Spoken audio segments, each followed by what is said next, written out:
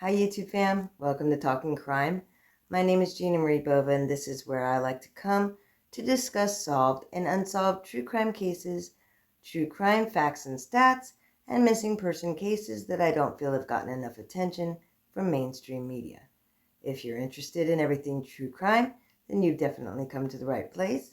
I do hope that you will choose to subscribe to my channel, and if you click that little bell next to the subscribe button, YouTube will notify you whenever I upload new content. Quick warning before we get started, the videos on this channel are not for children, those with weak stomachs, or those who are easily triggered. My language is not censored, and the stories that I discuss give details about real life and death events.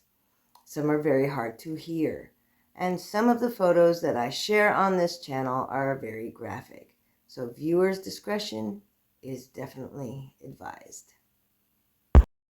They left home to find adventure in the wild wonders of Australia. Young people wearing their backpacks filled with different kinds of supplies. Some were taking a break between high school and college. Others were fresh out of college and taking a break before beginning the rest of their lives. But between 1989 and 1992, some of those adventure seekers were cut down, brutally butchered, murdered, and they would become victims of Ivan Robert Marco Milat, also known as the Backpack Killer.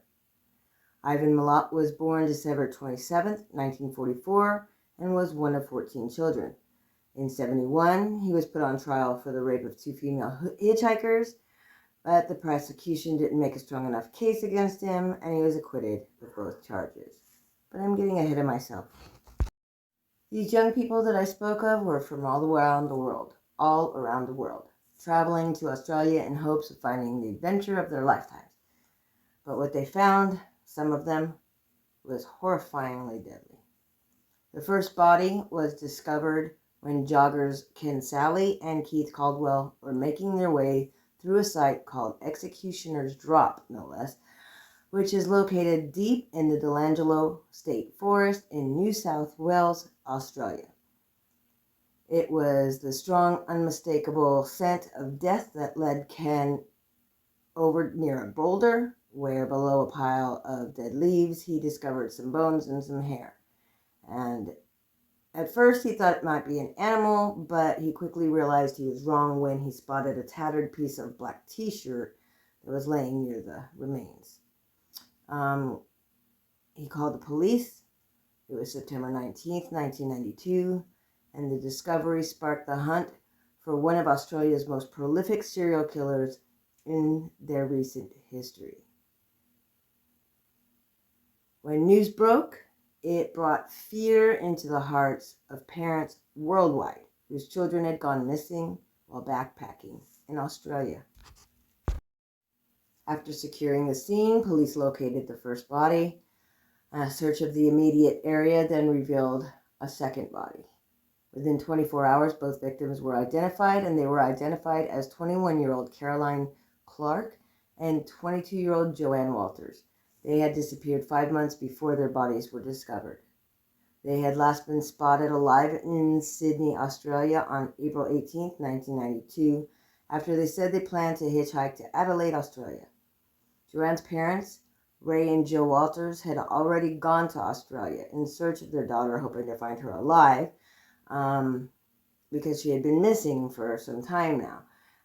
Instead of finding her alive, though, the authorities found them and informed them that their daughter's body was one that was identified as being one of the murdered young ladies that had just been found.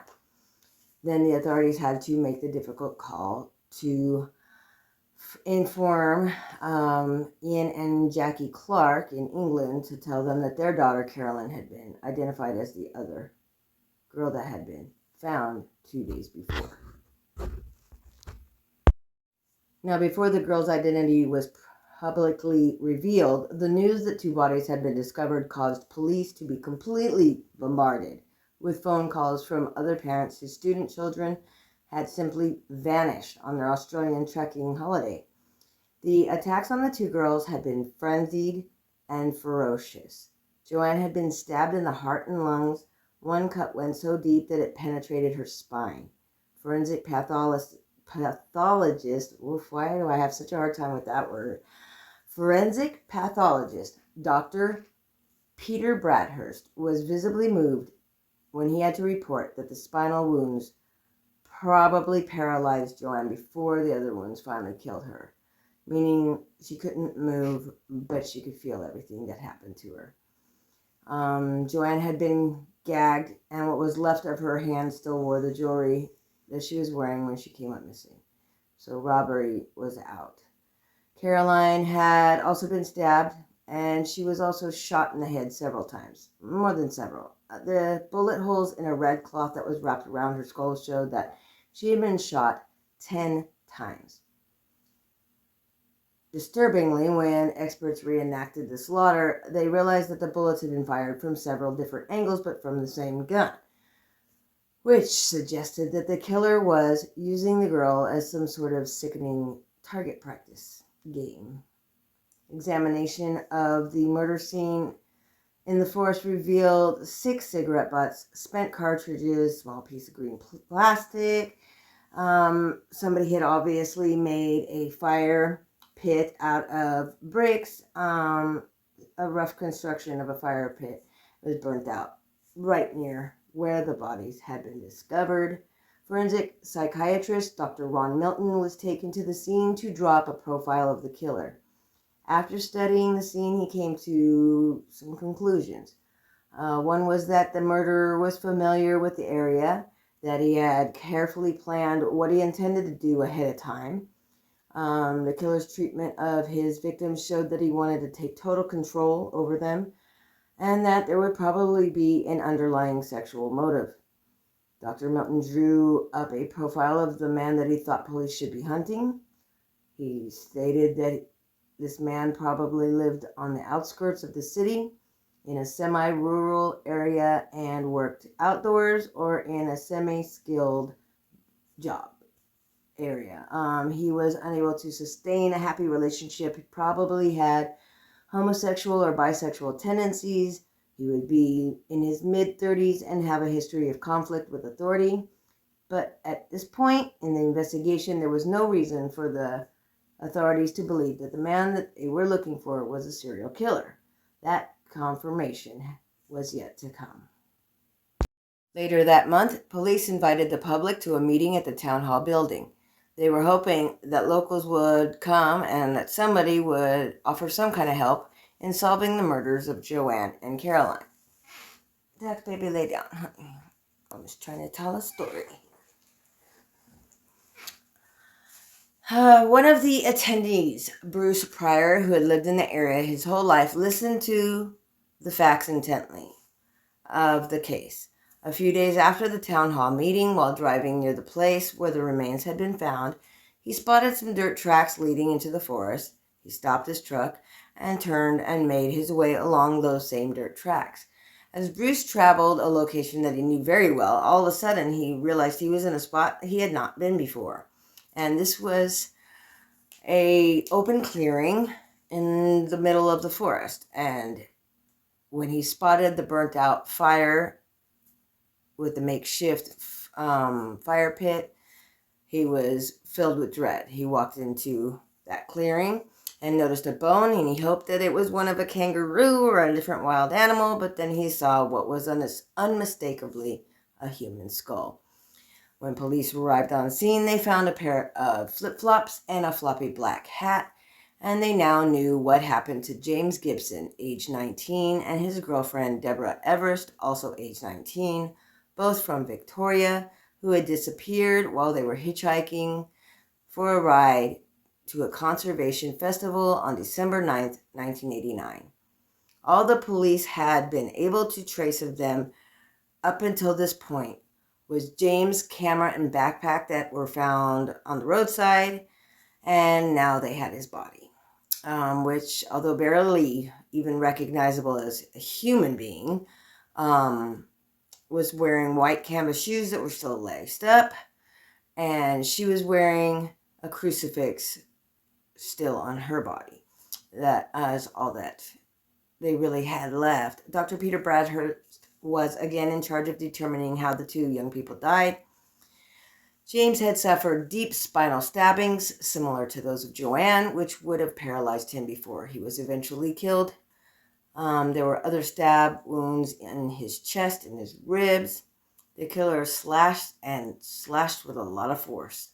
Deborah had suffered a single wound to the spine, stab wound to the spine, and then slashes to her face and head that were so deep that her skeleton showed the evidence of this.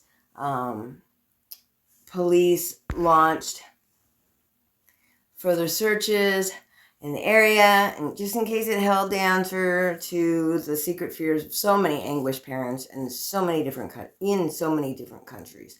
At the end of October, they were ready to wind up the hunt. They didn't find anything else.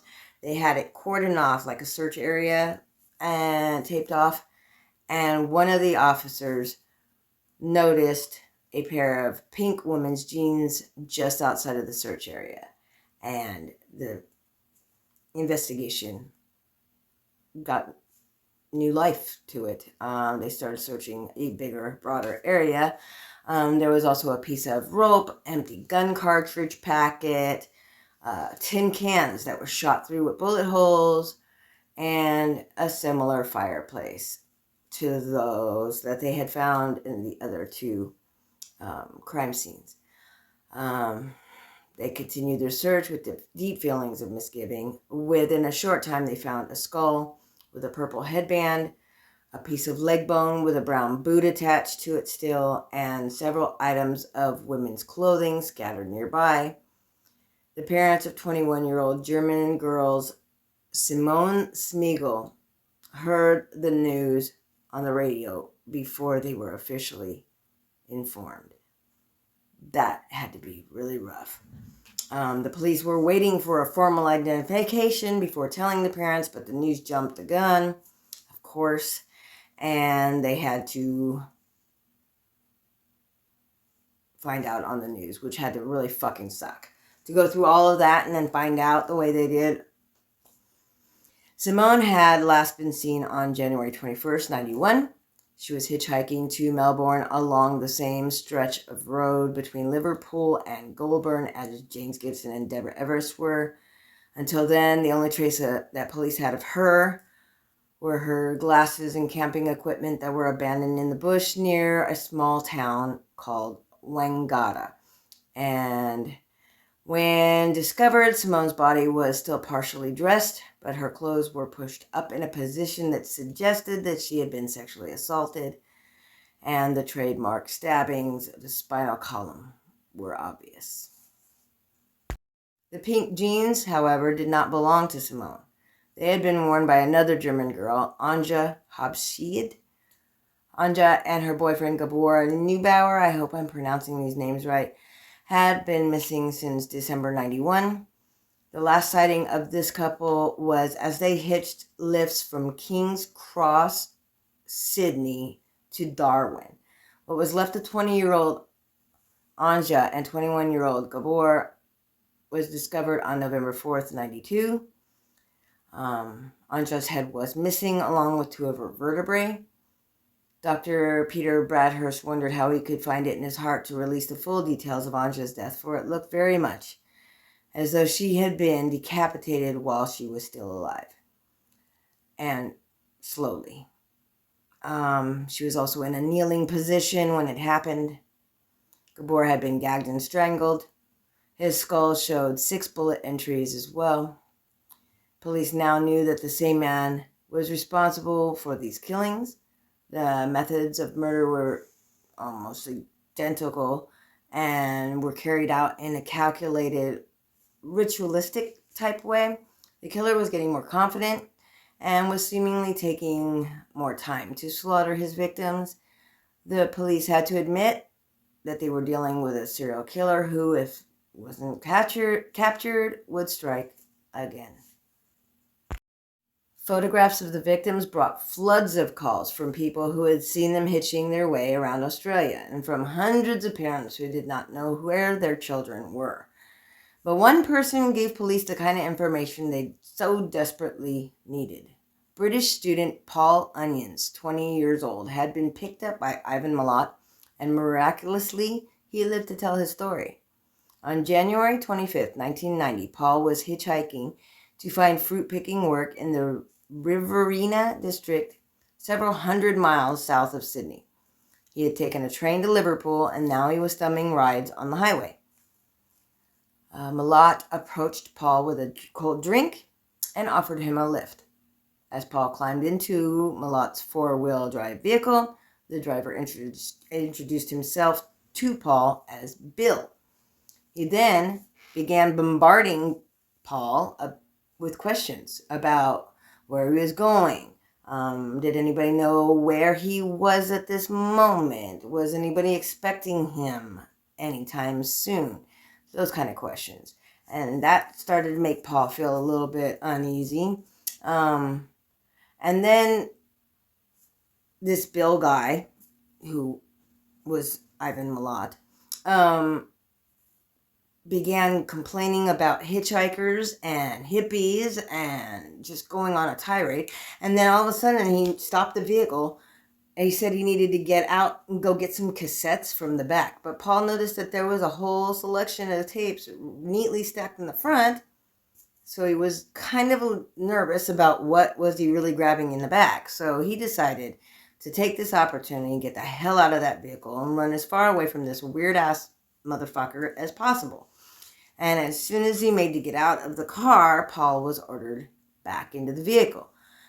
Despite the fact that he now had a gun pointed at his head, because a gun is what Milat went to the back for, Paul made the brave decision to run for his life. He ran into the lines of traffic. He was desperately trying to get a car to stop. Nobody would stop for him. But even with him being in public with cars going by, Milat was determined not to let him go. He made one final dive for Paul, but Paul managed to throw himself in front of a minivan, which stopped. The driver, Joanne Barry, was terrified. She thought that Paul was attacking, and she had her sister and 4 kids in her minivan, so she thought she was the one who was in danger, but then she noticed a man running toward the van with a gun, and Joanne let Paul stumble into her vehicle. She threw her foot onto the gas pedal and pushed down hard. She was out of there. She brought Paul straight to the police station in Mittagong. Paul told his story to officers, giving every detail he could remember, but what he did not have was the vehicle's license plate number. The duty officer told him that without that number, there was going to be very little chance of tracing his attacker, which tragically for the victims who followed proved to be the case. When the hunt for the backpack killer got underway almost 3 years later, following the discovery of the British girls Carolyn Clark and Joanne Walters, Paul Onion's experience should have provided instant valuable clues, but unfortunately, after more than 200 police officers had been on the case and in search of this killer, and with an avalanche of phone calls coming in from parents and witnesses with tips that some important information that had been given was overlooked, such as Joanne Barry talking to police and making a statement about her experience with Paul Onion himself, who on November 13th, 93, called them again and begged for somebody to take him more seriously. The whole report over his attack that had happened 3 years earlier, he just knew that was the same guy that had killed these 2 young ladies. And alarm bells should have rung also because there was a report from a woman who said her boyfriend worked at the ready mix company with a man who lived near the forest and drove a 4-wheel drive vehicle, owned lots of guns, and his name was Ivan Milat. With an overload, though, of information and a computer system that couldn't cope with it all, the manhunt for the backpack killer wound down on November 17th, 93, and went cold. but it was soon cranked back up again when later that month another victim was provisionally added to the list of victims, and an examination of unsolved murders had upturned the name of Diane Panaccio. I hope I'm pronouncing these names right. I would hate to be pronouncing the victims' names wrong. She was 29 years old. She was a mother whose body had been found in the woods around 1991. She had been stabbed to death. Her body had been laid face down with her hands tied behind her back, and her death was similar to the other 7 forest murders at this point because of the ferocious stab wounds and the fact that Diana's body was found by a fallen tree, which was, I guess, another trademark of the murderer, and had the makeshift fire pit nearby. The Backpack Task Force was now wisely deciding that it was time to streamline the information process and whittle down all the files that they had until only those that were considered relevant were left. And one of those was yet another crucial, yet previously overlooked statement from a 20-year-old woman who had told police that she had been backpacking in South Wales area in January 1991 when she was offered a lift. The driver had awkward and out-of-control behaviors. It gave her cause for concern, and as they approached the Belangelo forest, the woman became really nervous, and she managed to whip open the door, jump out of the vehicle, and start running into the forest. The sound of gunshots were close behind her. Bullets were whizzing past her, but the woman was extremely fortunate, and she escaped from him unharmed. The huge stockpile of information now re-examined included the report about how she saved onions. There was a report about Onions' encounter.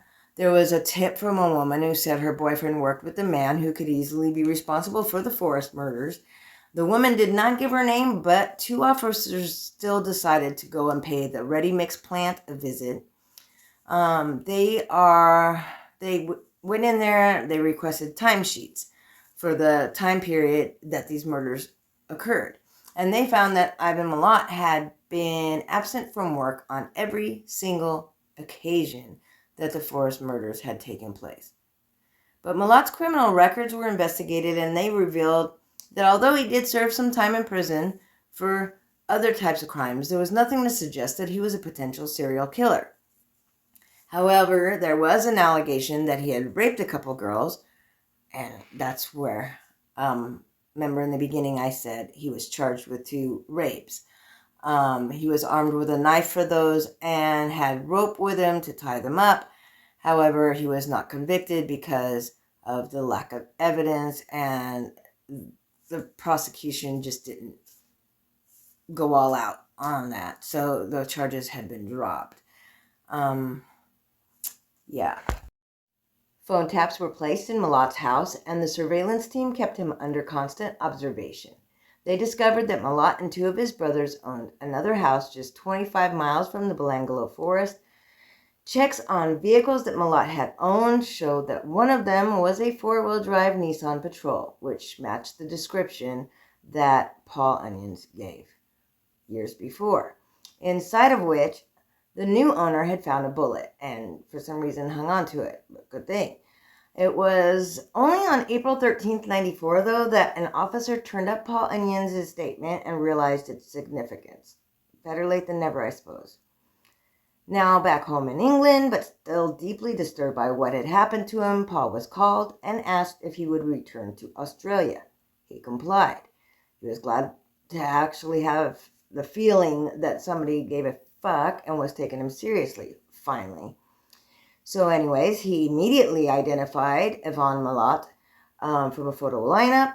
And with this identification and the bullet that was found in his sold vehicle, police were able to obtain warrants. And in May 1994, police carried out 7 at-dawn raids on properties within a 50-mile radius of the Blangallow forest.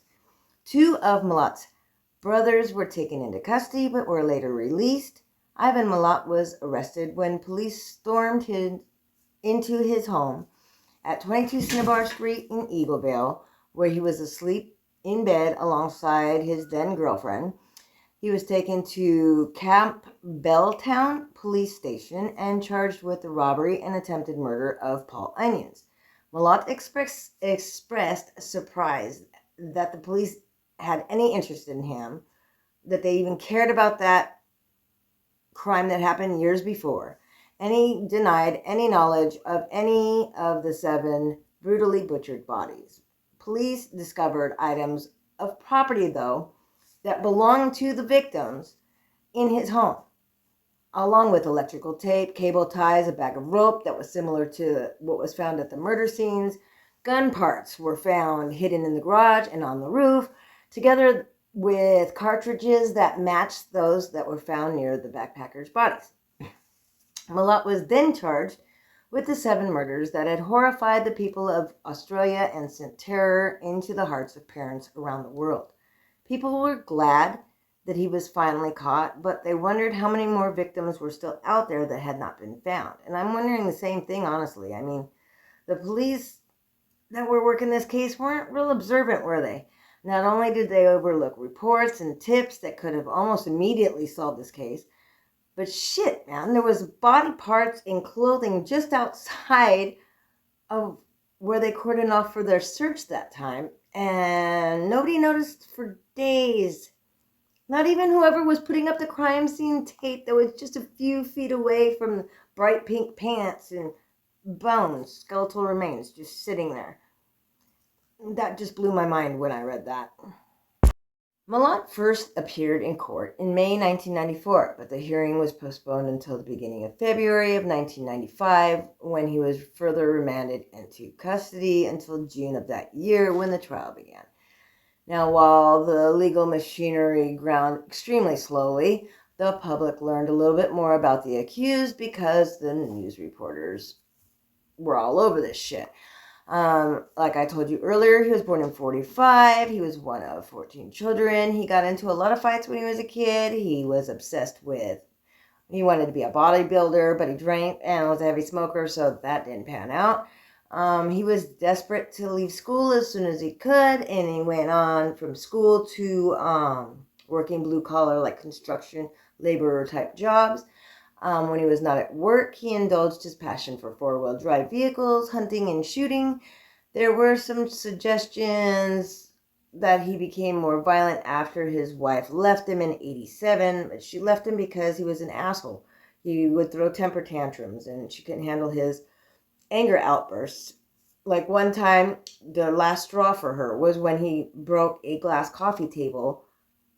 He shattered it and then forced her to pick up the pieces, or else he said he would make sure that she was next. He would break her like that next. So that was the last straw for her. She was out. And then I guess he got more angry and more violent. Although if you look at some of these cases that they just didn't have enough proof for, happened way before this. So I think he's always been this way. Excuses are like assholes. Everybody's got one, right? Anyways, the trial begins, right? And he's maintaining his innocence. He continued to maintain his innocence, by the way, until the day he died. Okay? The court was hushed as the jury heard about the injuries that were inflicted upon his young victims. And there were audible gasps in the courtroom when they brought out the sword that he sawed Anja's head off with. And excuse me. At the end of it all, he was found guilty on all counts. He was sentenced to life in prison, no parole. He was taken to high security prison just southwest of Sydney. He would constantly brag about the fact that he thought he was going to be able to escape one day and just disappear into wherever and just disappear, right?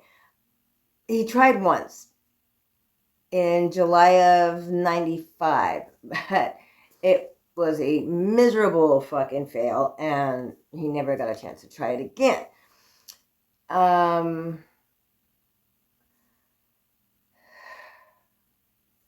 When reporters were interviewing family members and such, one of his brothers told the reporters that all of his brothers are actually capable of extreme violence, given the right time and place. He said, individually, the things that I could tell you are much worse than what Ivan's meant to have done. Everywhere he has worked, people have disappeared, and I know where he's been. Unquote. When he was asked if he thought that Ivan was guilty, Boris replied, if Ivan has done these murders, I reckon he's done a hell of a lot more, probably 28, unquote. Does that not seem a little bit specific to you? Because that just threw me off.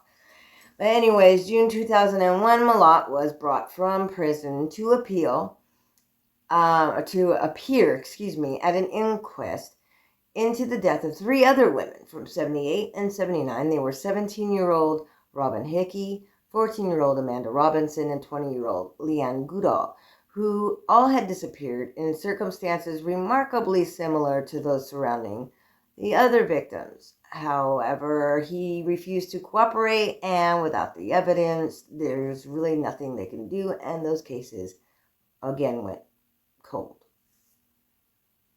Years later, Milat was not feeling well and was taken to the infirmary. Now, because he would do things like self-harming, he was escorted by 2 guards and chained up every time he was out of his cell. Once he even cut off his own pinky. Dude was fucking nuts. And I think that was what he was trying to prove, like so he could get put in a mental hospital or so that he could get taken to a regular hospital and attempt to another escape. Either way, it didn't fucking work, so the moron did all that shit for nothing. This time, though, he did not feel well for a good reason. He was diagnosed as having fluid in a sac on his heart, clogged arteries, and cancer of the esophagus. It was making it hard for him to swallow. The cancer didn't take too long to hit the lymph nodes and then spread throughout his entire body. He was wasting away, weak, and in a shit ton of pain. They had been giving him morphine, but he was begging for more and more, and they quit giving it to him because they thought he was faking it for the meds. So in the end, Milat was in excruciating pain, riddled with cancer, and wearing an adult diaper under his prison greens when he finally died. They found him on his back, eyes and mouth wide open, and I, for one, am glad that the piece of shit suffered on his way out. He got to live much longer than his victims did, and no amount of suffering can undo what he did, but it's just a little bit of poetic justice or karma that he begged for relief and wasn't given it before he died, wearing a diaper. Australia's most infamous serial killer, Ivan Milat, who was convicted of 7 murders in the 90s, died at age 74 in the hospital wing of Sydney's Long Bay Correctional Centre on October 27, 2019. He maintained his innocence until the very end, and he took the knowledge of any other victims to the grave with him. That's it for me tonight. I hope y'all will join me when I'm back in the next couple of days. I've got a lot of making up to do for going so long, since Halloween, without a video for you guys. And I apologize sincerely. I'm working on 2 more that I'm hoping to get finished up and out there for you guys in the next week. So keep an eye out for those. And if you haven't subscribed already, it's not too late. Hit like, share, leave a comment. I do reply to every single comment, good, bad, or indifferent. And I look forward to our conversations. So until next time, y'all stay safe out there.